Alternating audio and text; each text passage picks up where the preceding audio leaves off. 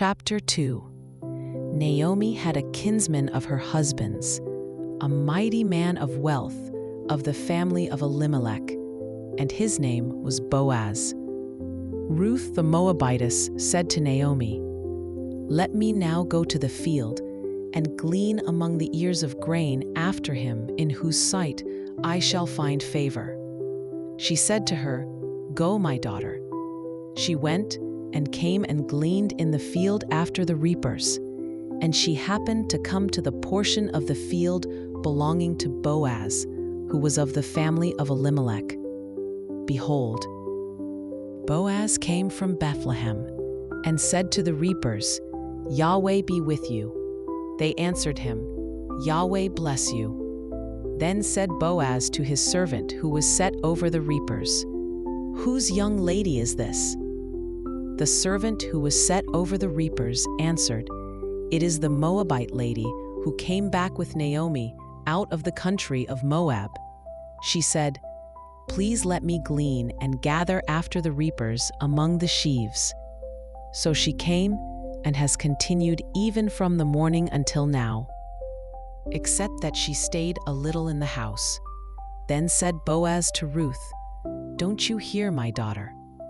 Don't go to glean in another field, neither pass from hence, but abide here fast by my maidens. Let your eyes be on the field that they reap, and go after them. Haven't I charged the young men that they shall not touch you? And when you are thirsty, go to the vessels, and drink of that which the young men have drawn." Then she fell on her face, and bowed herself to the ground, and said to him, "Why have I found favor in your sight, that you should take knowledge of me, seeing I am a foreigner?" Boaz answered her, "It has fully been shown me all that you have done to your mother-in-law since the death of your husband, and how you have left your father and your mother and the land of your birth, and have come to a people that you didn't know before. Yahweh recompense your work, and a full reward be given you of Yahweh, the God of Israel, under whose wings you are come to take refuge." Then she said, "Let me find favor in your sight, my lord, because you have comforted me, and because you have spoken kindly to your handmaid, though I am not as one of your handmaidens." At mealtime, Boaz said to her, "Come here and eat of the bread, and dip your morsel in the vinegar." She sat beside the reapers, and they reached her parched grain, and she ate, and was sufficed, and left of it. When she was risen up to glean, Boaz commanded his young men, saying, "Let her glean even among the sheaves, and don't reproach her. Also pull out some for her from the bundles, and leave it, and let her glean, and don't rebuke her."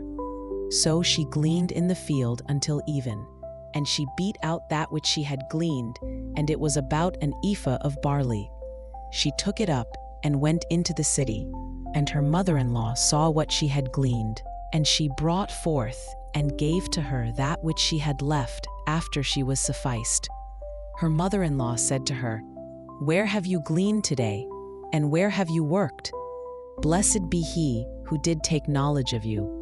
She shown her mother-in-law with whom she had worked, and said, "The man's name with whom I worked today is Boaz." Naomi said to her daughter-in-law, "Blessed be he of Yahweh, who has not left off his kindness to the living and to the dead." Naomi said to her, "The man is a close relative to us, one of our near kinsmen." Ruth the Moabitess said, "Yes, he said to me, 'You shall keep fast by my young men until they have ended all my harvest.'" Naomi said to Ruth her daughter-in-law, "It is good, my daughter, that you go out with his maidens, and that they not meet you in any other field."